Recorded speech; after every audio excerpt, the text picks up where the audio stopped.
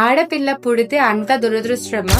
As a gynaecologist మీతో ఒక real sad stories share చేస్తాను. రీసెంట్ గా ఒక కపుల్ కి డెలివరీ చేశాను. Highly educated couple, well settled couple.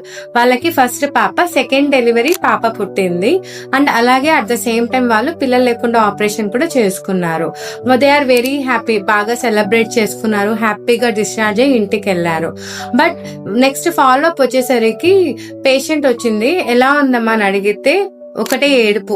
She was in post partum depression. వాళ్ళు చెప్పారు, అందరూ రిలేటివ్స్ అందరు వాళ్ళకి కాల్ చేసి ఓ పాప పుట్టిందా, ఏం చేస్తాంలే, మీకు ఎందుకు ఆపరేషన్ చేసుకున్నారు, అసలు సెక్యూరిటీ ఎలా ఉంటుంది, మీకు ముసలోళ్ళు అయితే ఎవరు చూసుకుంటారు అని రోజు ఫోన్స్ చేయడం, తిట్టడం ఆర్ టాంట్ చేయడం.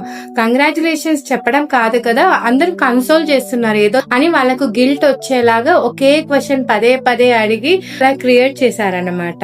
ఇప్పటి కాలంలో పాప అయినా పెళ్లి చేసుకుని వెళ్ళిపోతుంది, ఆర్ బాబు అయినా కూడా పెళ్లి చేసుకున్న తర్వాత ఇప్పుడుండే న్యూక్లియర్ ఫ్యామిలీస్ లో సపరేట్ అయిపోతున్నారు. సో బాబు ఉంటేనే లైఫ్ లాంగ్ చూసుకుంటాడు, పాప ఉంటే చూసుకుంటారు అనేది ఇప్పటికీ ఉండే అపోహ.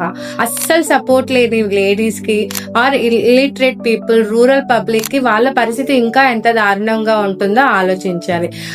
ఆడపిల్ల పుట్టడం దురదృష్టవంతరం కాదు, ఇలాంటి రిలేటివ్స్ ఉండడం నిజమైన దురదృష్టం. Thank you.